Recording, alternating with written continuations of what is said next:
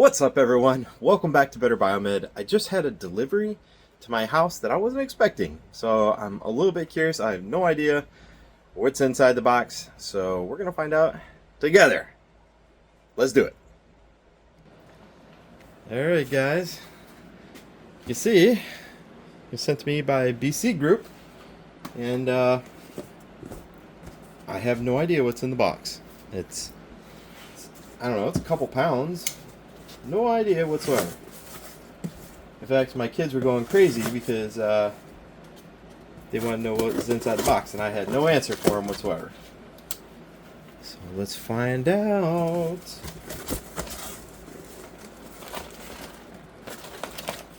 Oh, how cool.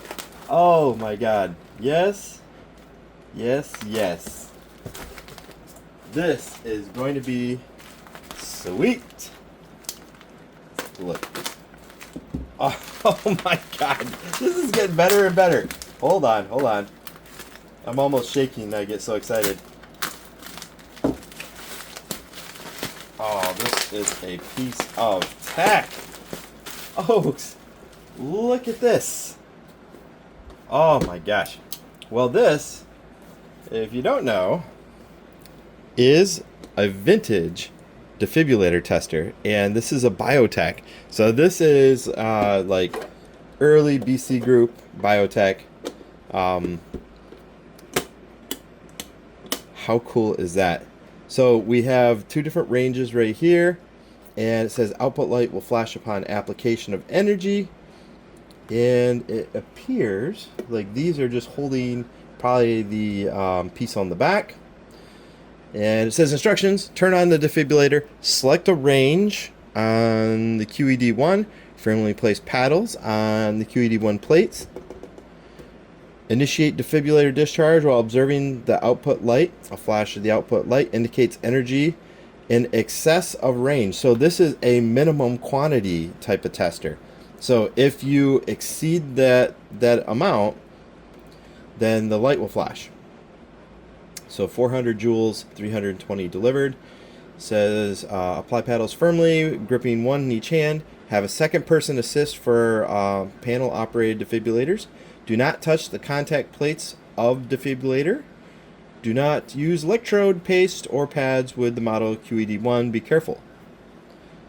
Okay, so let's go ahead and let's take a look. And on the inside, you can see that there are a set of standoffs, and I'll repair those. And interestingly enough, we have a large dissipation coil right here, and we've got probably a little transistor, and we've got a couple power resistors in there. Let's see, those are both 0.7 ohms. No, this one's 0.293. So that's probably what the selector is doing, is it's selecting between either using this load resistor and or this one in parallel, or series rather. So you're using this one, or you're using this one and this one. That's pretty cool. So obviously you can calibrate it here, and you can see that it's converting some of the energy with the diodes, I believe, into DC.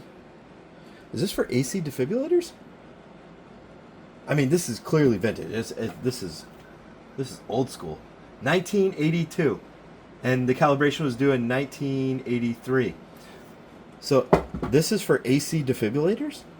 Guys, if you know, I'd really be curious, because early 80s, that's definitely around the time that we're talking.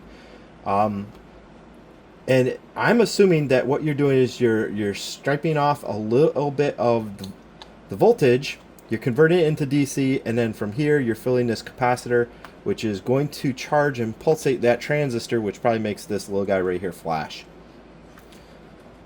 How cool. And you're going to adjust the cutoff point with this guy right here, from what I can see.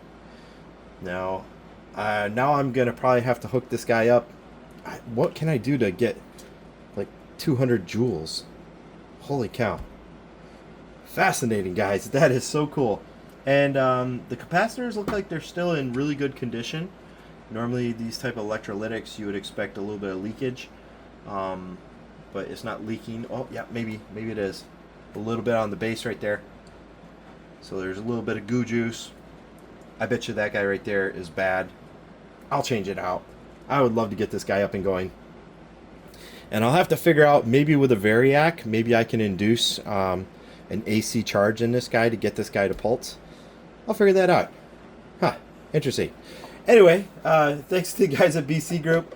Every time they find something cool, they always send it to me, and I love doing videos on it. That's a vintage, what I'm assuming is an AC defibrillator tester made by Biotech.